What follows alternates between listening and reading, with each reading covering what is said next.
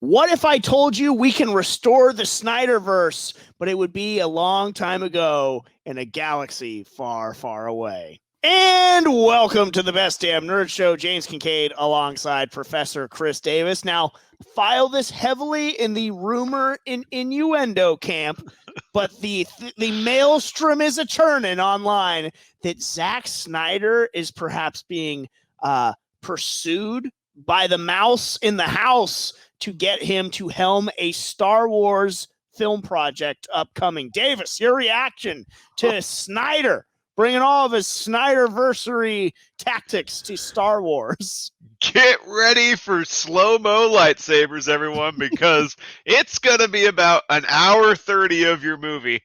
This is, it's disturbing.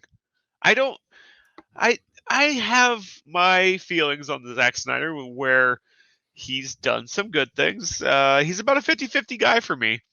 But I don't think his style fits a typical Star Wars movie. Like, at least the main storyline. Maybe we can go off on a tangent off, a what-if Star Wars, a Mandalorian take. I don't know. I just hope it's not like the main Star Wars storyline. There is no Star Wars storyline at this point. It's over. Well, no, I mean they're going to build off of it. It's inevitable. You think we're gonna pick back up with Rey and Finn and everybody again? No, I don't. I think so. It's over then. No. I want to say that I agree. I do agree with you in a lot of points there. I am firmly hashtag restore the Snyderverse, firmly hashtag cancel and Sarnoff. Yes. Those corporate marauders led by Ann Sarnoff. But I cannot get behind and say that everything that Zack Snyder has done has been great.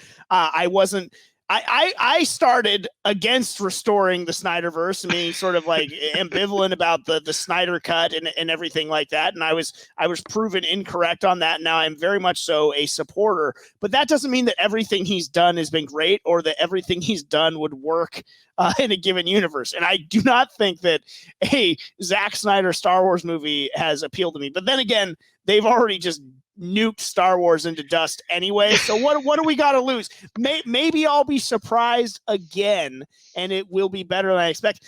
That being said, what music could he use? He's so known for like weaving in these pop culture classics. I don't want to hear Simon and Garfunkel in my Star Wars movie. Yeah, what's he gonna do? Would better not be be figuring to Ann and the Model Nodes, if anything, playing some of their classic tunes.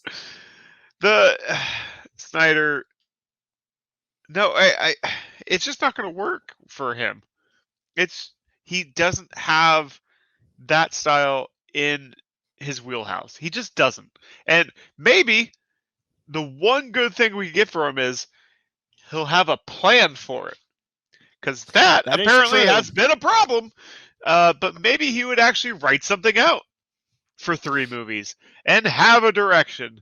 So, but I don't think he can hold on for 3 movies. So you that's a great point too, is that he, if anything that we've learned from the Snyderverse and the Snyder Cut and stuff, is that he did have a pretty meticulous plan in place, and if he had gotten to see it through, I think we had all felt better about the overall body of work when it was done. I think also proven is that in spite of his plan, he does need editors to sort of reel him in. As evident in the Snyder Cut of Justice League, if anything was to detract, is that there are things that could have been cut out for sure, and were probably cut out with good reason. Army of the Dead proved that too. That movie was way too long and could have benefited from some things being cut down. So, but I just don't. He does use a lot of CGI, which given Star Wars movies now tend to use a lot of CGI and everything like that. So he would not be averse or a noob at doing that. I personally have no interest in seeing more Disney-led Star Wars projects. They have fully just lost my trust since Last Jedi.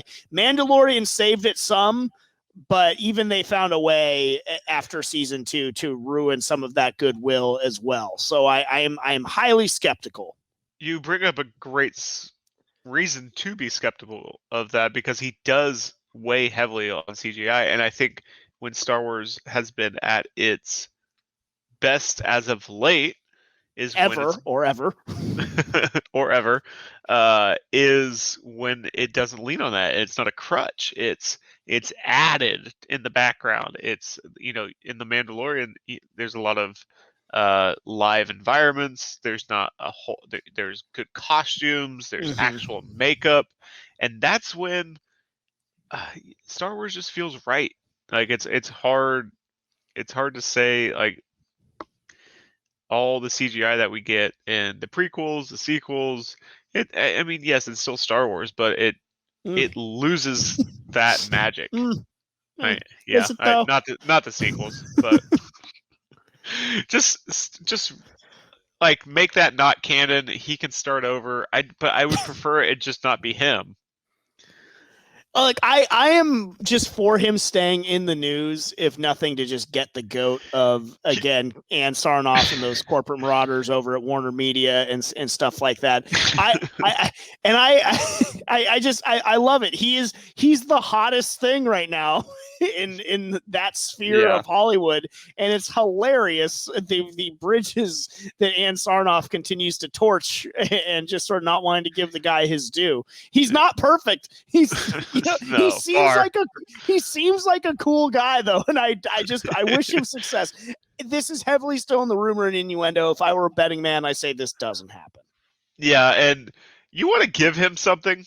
Give him like what Marvel's doing with the what ifs, and give him like a what if this Jedi fought this Jedi, or this fighter fought this fighter, and he gets to just do like a 10-minute fight scene between these two.